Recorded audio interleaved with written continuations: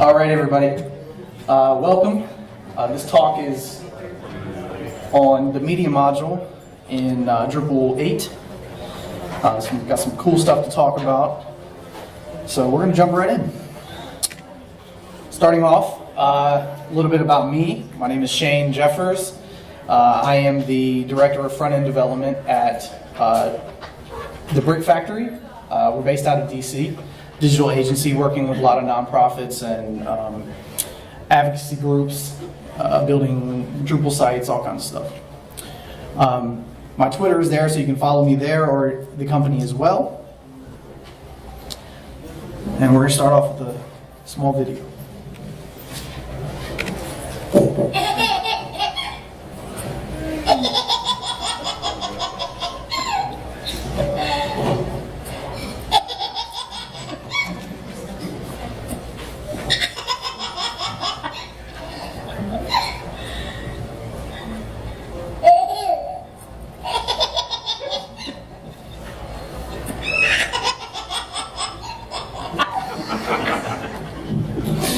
All right, so that's my son, if that didn't clue in. Anyway, has no relation to this talk. I just wanted something funny before I started. So you can see the slides here on my website. There's also a link on the GovCon page, so you can go there and get access to the slides for a later date. I also wanted to mention very briefly that I gave this talk at DrupalCon Nashville. So if you look on YouTube under their group, you can also see this talk a little longer. I'm not going to be able to cover as much today because I have a shorter time frame. I'm going to try to talk fast, but yet so you can understand. All right. So the overview is we're going to talk about life before media. We're going to talk about the media initiative, media in core, and some other contrib modules that you can use to extend what core gives you. If we have time, we may talk about organizing, but I'm skeptical as whether we're going to have time for that. So life before media. Just read this and see if this seems familiar to you. If you've been in Drupal at all, you realize that you get an image field, and no matter how many times you want to use that image on any page, you have to upload it again. You may have 10 copies of the same image on the server. So yeah, that's real. That's a real struggle. So let me jump in and show you briefly what you get out of the box with 8.5. 8.6 was actually released a few days ago. I didn't change this talk to match that new release, so there are some changes there, and I may talk about. But yeah, anyway, this is essentially what you get. So we have a basic page here. We're creating a piece of content. Can you guys see this? Yeah, up a little bit. So we're gonna create a node here, and we've got this amazing image field that you all know and love. And I can choose a file here. There's my demo. And select this one. All right, so that was pretty amazing, right? That's what we're all used to. We all know and love. One thing that Drupal 8 gave us was the ability to upload multiple images here. So if you scroll down, you can see that I have another add new file. So I can continue to add images. That's new in Drupal 8. You couldn't even do that in 7. Out of the box. So yeah. So that was awful, essentially. We can't reuse that image. I've uploaded it to my file system. I can't reuse it anywhere else. I can't add metadata to that field, to that file, except for alt text. There's no support for remote media, so I can't add YouTube, anything from Instagram, Twitter, whatever, any kind of third-party service. And I think this was kept intentionally simple for core, but what do we do about it? We got to fix it because we need more. I mean, our clients demand more. So, what do we do about it?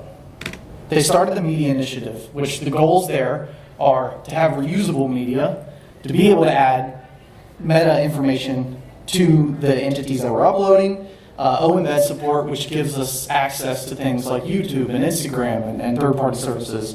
We want to be able to take those entities that we've uploaded and use them anywhere. So I want to use that image that I uploaded on a node, in a block, wherever it is. I want to be able to use it and not have to re-upload it. And a full-featured media library. So contributes to the rescue, because what Core gave us out of the box was not enough. So if any of you have messed around with this before, there was a module called Media Entity, which was contrib, that aimed to cover this space in the interim. So it's the successor to the media module in Drupal 7, if anyone has ever used that. It's more flexible and more simple as well. It makes media fieldable entities, just like a content type. And that's it. So the important note here is that a media type makes use of what they call source plugins. So in this case, that's how the data is stored from the external service. So something like Twitter may, the source plugin may pass the username and the string of the tweet or whatever. So in one source, there's one source plugin per media type. So you would have a Twitter media type that, took a URL or something like that. And there's also an upgrade path. So pre 8.4, if you integrated media entity, there's an upgrade path to move into what is now media and core. All right, demo time. You guys got your popcorn?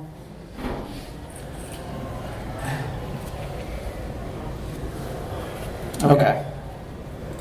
So we're going to remove this.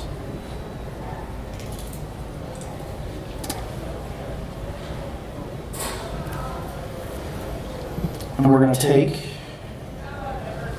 our image field off. And we're going to enable the media module. So this here is the media module, which they took the media entity module, the one that I was just talking about, the contrib module, and they took some of the core API from that, and they ported that into core with some changes. So that's essentially what we're enabling here. So I'm going to go ahead and install that. All right. So now we're going to add that.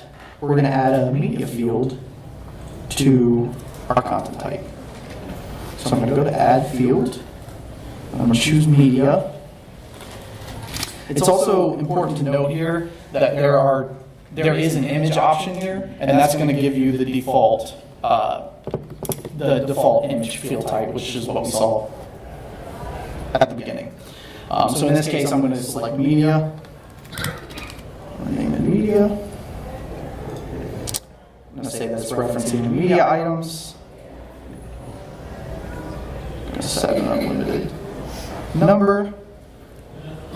And I'm going to choose which type of media that I want to select. Now, in this case, when you enable media, like I just did, it gives you these 4 types. These are all local types.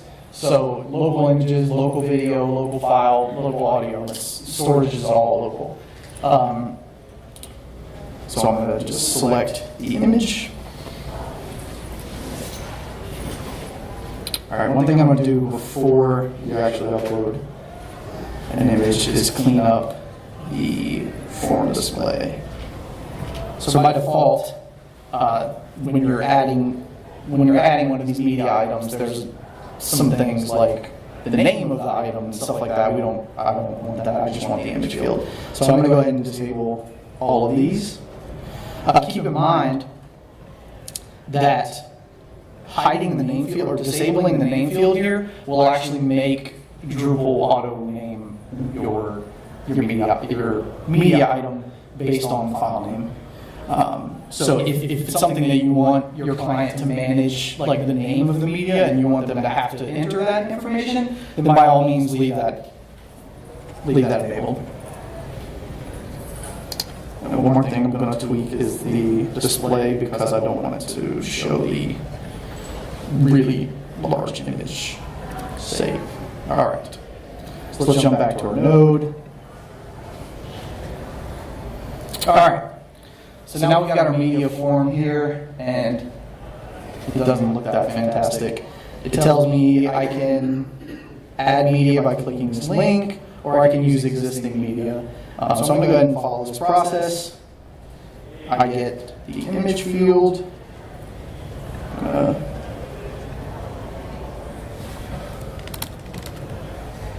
Upload this. All right. Boom. Okay, so one thing to note here is that this page that we're looking at, if you look at the URL, is media/1. So you're actually looking at the media entity itself. This is not a node. This is not a block. It is the actual media entity itself. All right. So I named that. I'm going to come back here. And now that I have that image loaded into my library, I can then reference it.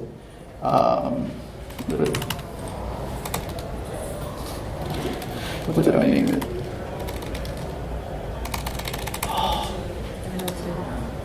I thought so, but it's not. Yeah, let me. Failure. Let me rename it.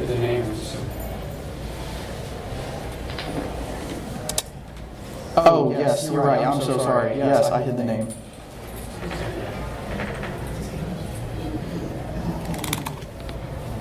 There it is.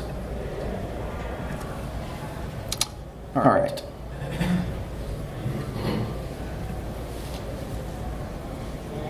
All right, so there we go. Now, this is my node. So this is the node we created at the beginning, and now I have that media item showing directly in my node, which is cool. So now you can add this to any entity. All right.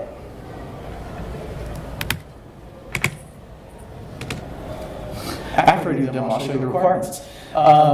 So these are some of the requirements, Drupal 8.4 plus, because the media module was not integrated into core until that point. And then these are some of the other modules we're going to talk about as well. So that wasn't great. I mean, the whole autocomplete thing, I mean, I have to search for the name of the image. Like, you can see I couldn't even remember what it's called, so that's not really great. So that's where the entity browser comes in. Has anybody heard of this module? Oh, you were about to have like your favorite Drupal module right here. So what this is kind of an overview of it. I'll give you a basic rundown. So the tabs across the top, if you want to upload, those are, they just toggle between whether widgets, entity browser widgets. So in this case, the view tab is giving you a view of your media items. And those items can be selected. And then the tray at the bottom, it gives you a little preview, and then the select button will obviously select those entities into whatever you're selecting them to. Yes. Selection display. There are some other alternatives here to Entity Browser and some extensions, so you can take a look at those. One thing to note here is this is a contrib module, the media entity browser. This is a new module. Sorry. And what this does is it provides an entity browser for media. So you can just install the entity browser module, and then you have to create the entity browser yourself. There's some settings you have to configure, but this actually alters the look and feel of the entity browser. So this is like this module is an extension of entity browser, and in my opinion, it makes it just look better. It gives it some icons when it's selected. It makes things look a little cleaner. So there are some other extensions that can alter the way entity browser looks. You may want to mess with those, see which one you like best. All right, and then we're also going to extend it by using Dropzone.js for drag and drop uploading and being able to edit your media items while you upload them. and also using an inline entity form. That just totally skips a slide. All right. So we're going to jump in and enable some of these.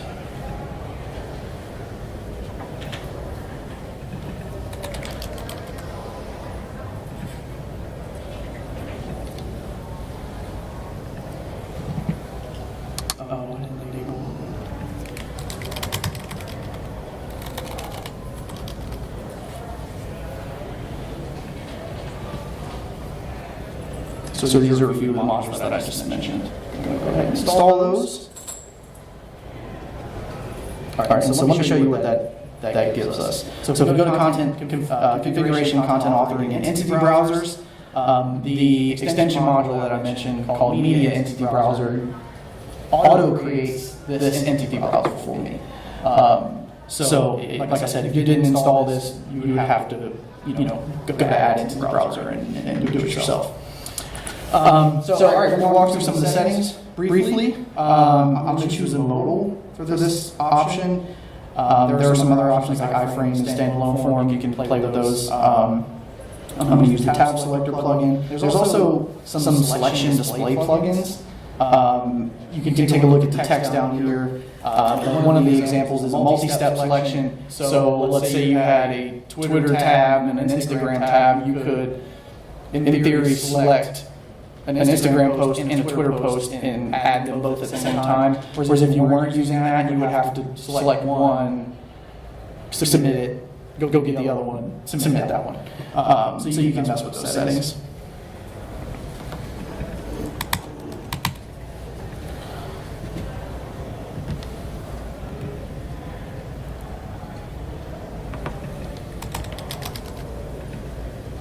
All right, so these are the widget plugins. So each one of those tabs that I mentioned, the view, upload, those are widget plugins. So clicking on this drop down will give you access to the widget plugins that are accessible that you can add to the entity browser. So I'm going to go ahead and just do this one as an example. All right, so we've got that ready. Now we need to alter the form display on our content type. So we're going to go down to our media field, which previously before was an autocomplete, and I had to search for the name of the image. I'm going to change it to Entity Browser now, and I'm going to click the cog wheel. I'm going to choose the Rendered Entity Display plugin. And you can see there's some options here. You can display the Edit button or display the Remove button. There's some options here. But I'm going to go ahead and choose the default. For sake of time. All right, here we go. There we go. So now I get a nicer interface. I don't get the thing where I have to search. So I can go ahead and click Select Entities, and I get a nice thumbnail of the image, and I can go ahead and choose it and re-upload it again. So same image. It's really just a reference to that entity item. Now I have two of my son, which is actually kind of fitting because I have a son due in December. So all right. That maybe lose my train of thought. All right, I know what I was going to do.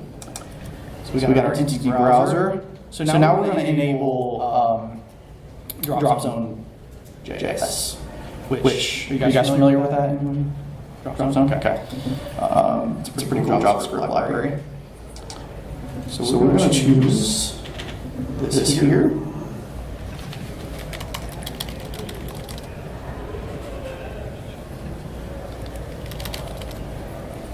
You can notice here that there's some options. You can change the upload location. You can change the button of the text to make more sense to your client or whatever it is you're actually uploading.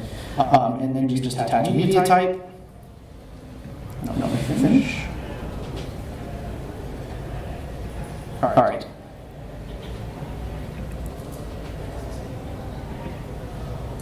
So now you notice I get a second tab. Click on the tab, and I get the Dropzone JS interface, which Yes, that one right there. So I'm going to go ahead and drop that in. And like I said, what this one allows you to do with the edit option is to, I could have drug in 3 or 4 images and it would have given me the form right here. So I can enter all the meta information while I'm doing the upload.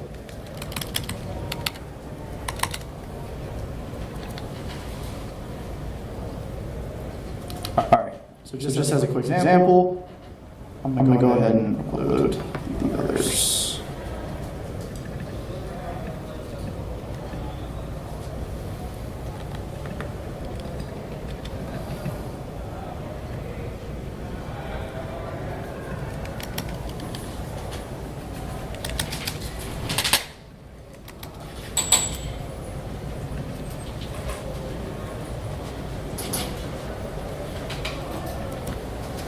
We're going to click save. All right, there you go. So now we've got multi-image uploading, drag and drop functionality. Really cool. And you can also drag and drop to rearrange these images on the back end as well to change their positioning. So this is all great, right? But your client's going to come to you and they're like, but I want to put a cat image in the WYSIWYG. I mean, it's in my library. I want to be able to do it. So that is when we jump to embedding these entities. So what we're going to use is a module called Entity Embed module, and it's a contrib module that allows you to basically do this. What's really cool about this is it's not specific to media items. It can embed any entity. So really, I'm focusing on media here, but it really can be anything. It's got support for image styles, view modes.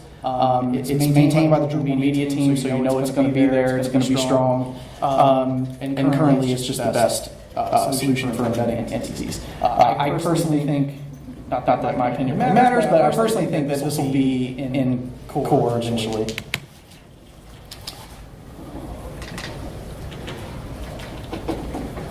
That is the old one. All right, so here we go. We're making good time. So I'm going to enable these. Whoa, what just happened? Oh, okay, that's weird.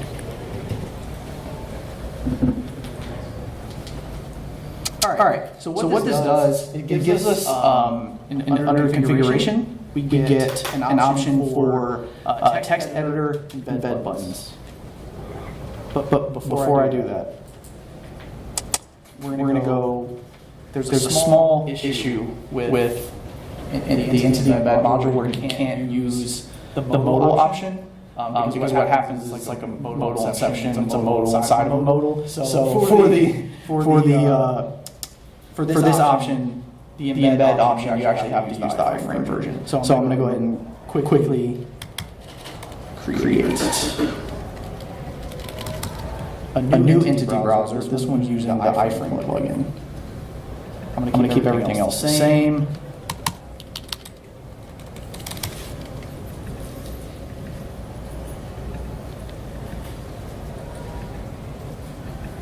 So I view.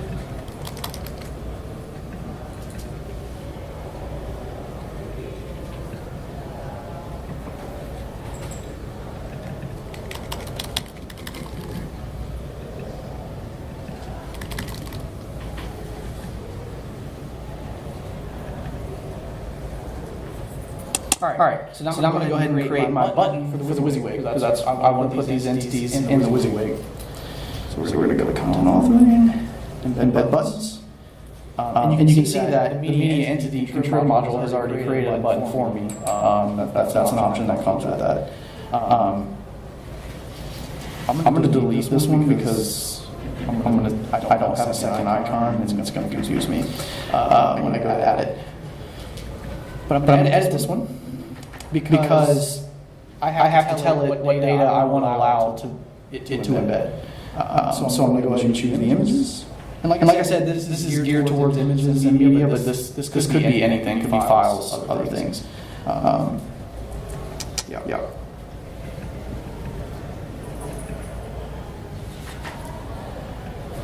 So there's my new entity browser that I just created.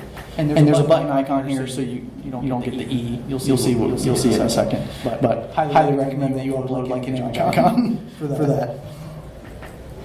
All right, then we're going to go, now that we have that button configured, we're going to go to our text format, configure our default text format, and you can see here that I have the entity, the embed, the media entity embed button. So if I drag that on, I'm going to go ahead and take my image, the core image off, and then I'm going to check.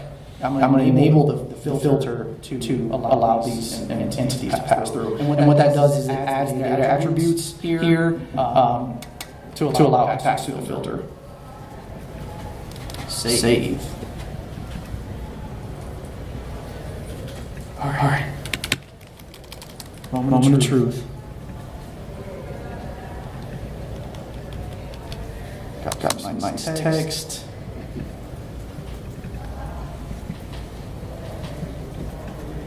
We're going to do that one. No, let's do this one. Select. Okay. So you can see here I get some cool options. I can display it as the full content view mode. So whatever you have defined there, you can tweak that as well. You can add view modes here.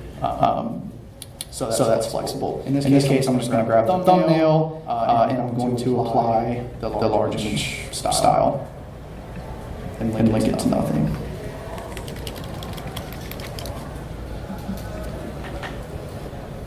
Boom. Right? That's awesome. So now we have one media library that we can attach to image fields, to media fields, to references now. And we can then reference those in the WYSIWYG. So save that. And there we go. That's pretty cool, right? Yeah. All right. So I mean, the media team has been hard at work. There's some things coming in 8.6. So currently, the entity browser that you're seeing here is attached to the fields themselves. So there's still not currently a way to access all of the media and manage it very nicely. So this is really the only option that you have. So this is showing all of the media items that I've uploaded in my library. But 8.6 actually has an experimental media library. So this view here looks more like the browser, the entity browser itself. So it gives you a better experience. And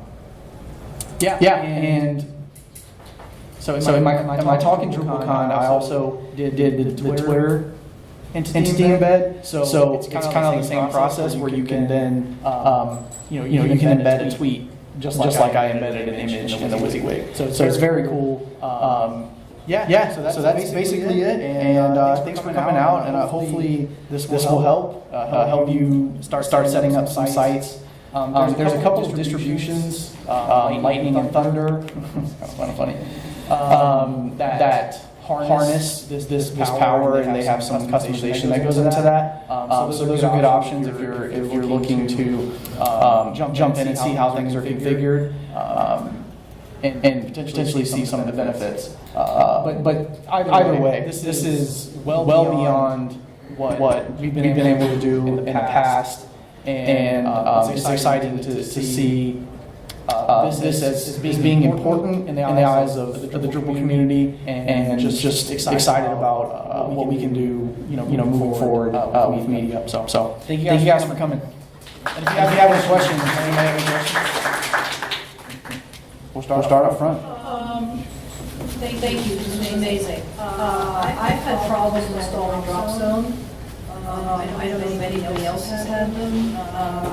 I've gone the composer route, so basically composer requires a module, and then I've manually uploaded Dropzone to libraries directory, and somewhere along the line something breaks. I tried it a couple of different times, and I'm wondering if you have some feedback. So the question is that she's had trouble getting the Dropzone JS module installed along with the dependencies. I personally haven't run into that, so I don't have a specific answer on that. I mean, you should be able to do it both ways. Actually, you know what? It may not work via Composer. I'm not sure if it actually pulls in that library yet. I didn't think so. Dropzone, actually, the library went from GitHub to some repository. Okay. So it doesn't, so you actually have to manually. Yeah. So I think you'll have to do that, but as long as you get the path right, I think it would be all right. One thing to note, and I didn't mention this, is that if you're trying to do, if you're trying to extend some of these modules, because there was the media entity contrib before 8.4, some of the modules like media entity, am I talking about media entity? Which one is it? Anyway, some of the modules that extend it, they have two branches, and the 1x version would be relating to the media entity contrib, whereas the 2x version is related to core. So you have to make sure that, like my coworker was going through this the other day, and he's like, yeah, I just did Composer require all these modules that you said install. Well, the problem is that it grabs the 1x version, which is not going to work with core. So if you're installing via Composer, you need to make sure that you're grabbing the right branch, because if you're working with the core version of media, which is what you should do moving forward, you're going to want to make sure that you're getting the right contrib module. And it won't work if you do it with the 1x. So just to piggyback on that comment, a lot of the or the project pages will contain exactly information about that. If you have media core, then definitely follow these steps so that if you are using the contrib version, then you follow this route. Exactly, yeah. And he just mentioned that on the project pages, they detail out what the different branches are and which one you'll need to use for either core or the contrib solution. Oh, yeah, sorry. I just want your recommendation on, since media items are now entities, they're therefore you're able to theme them. What is your recommended approach in terms of creating view modes for media items? So let's say you have an image and you want to provide users the option to have circular image for one, or portrait type thing, or you want to have a little window for another. What is your recommended approach? Are you coding them in Twig using a module like Place Suite or some other solution? Yeah. I think that's going to depend. The question is really about view modes and how to handle those in entities. And honestly, I think you would do it the same way you would do any other entity. You would add. I think we add them as needed. Sometimes we use Place Suite. But yeah, we just add custom view modes to the in this case it would be the media item, the image media item, and then you can select those and reuse those throughout the system. So I don't have anything specific there other than kind of following Drupal standard practices for that. So for us, we have scaling video, and we have high sizing for the images. So does this help with that, or do you have to do some extra configuration when you need to scale? When you have a responsive site and it has to be on mobile, how does it handle that? It doesn't care actually. It's different. They're separated. I guess is what I'm saying. The fact that what we kind of talked about today is creating the library, but the actual display of that library can use other options. One example would be the responsive image module or responsive image module in core. So instead of like in my example, I displayed it as a thumbnail as an image style, right? But I could have used the responsive image display formatter, and that would give me access to the breakpoints in core, so I could say, hey, only load this image on this breakpoint. So the answer is yes, it will take some extra configuration, but it's definitely possible. The thing to note is that the media item itself is only stored once, so you're not going to have 5 images. Let's say you're trying to do responsive images. You're not going to have 5 images stored on the server that are different sizes. Well, I mean, you will when Drupal generates it, but you know what I'm saying. They're one source image that it pulls from. Video, what is it doing video? That's a good question. It stores the video, and then you would use something like the video module or something like that to display it, either using an HTML5 player, blah blah.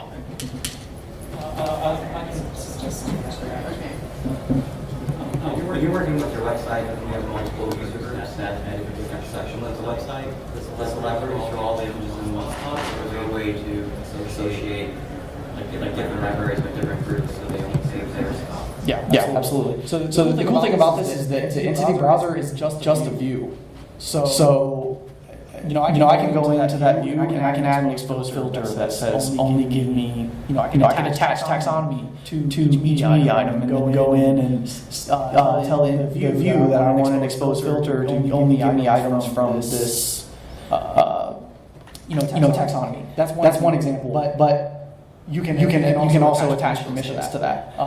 There is media item specific permissions. So you could give you can get as granular as you want. In this case, I could say only this person from this role can upload an image media item, or maybe only the video group can upload videos. And you can create as many media items as you want, so you can get very very granular with that. Sorry, this dude's getting tired over here. This is kind of a vague question, so you might not have a good answer for it, but what if any good practices you guys found for making these images reusable and findable other than like tagging for a site where there are a bunch of people uploading a bunch of images in the same organization, which might want to be used, like found anything? So the experimental module that I was talking about in 8.6, I think really is going to help with that, because it's going to give you a better interface than this to search and look at your media. So I think that will help. There's also I didn't do it in this talk just because I didn't have time. But there's also ways to like in this case, I created a view plugin for that Entity Browser, which showed all media, right? But you could create another one and say filter it, go into the view and filter it by a taxonomy. So you can have three or four tabs across the top. Like an example, for a client, I created a tab for like stock images. So if you go to view, you get all of the images on the site, and then if they go to the stock images option, they only get stock images, and those are tagged with taxonomy. So the possibilities are endless there. How you want to organize it will change a little bit. I'm sure, but hopefully that. What was the experimental module you mentioned? It's actually in core.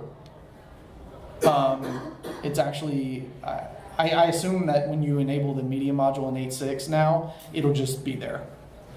That's an 8.6. Only in 8.6, yes. Yeah. Currently, this is 8.5, and this is all you get. Yes? Is there an interface to show where an image is going for? Like, if I use that image in 25 places, can I find them in data center? I don't think so. I feel like there used to be an option here, but I don't see it anymore. Files tab? Try the files tab. Yes, that's where it is. Yes. That's like the raw images. Yeah. So this will show you. I don't know how much information that's going to give you though. It tells you like it's being used in the media entity. Yeah, it shows you like it's not very helpful at all. So the answer is really no, but you can kind of get an idea of how many times it's used, but good luck like finding where it's at. You can use. Yeah, right. You could edit the view, or do something like that to filter it down and look for the file name or something. I mean, but nothing that's good for the content editor. What do you get if you click on like two places? Is that a link? Yeah, that's what I just did. Yeah. So it just tells you that it's being used by a media type. Yeah. Super helpful. It's kind of useless though, because it tells you even if it's in multiple revisions.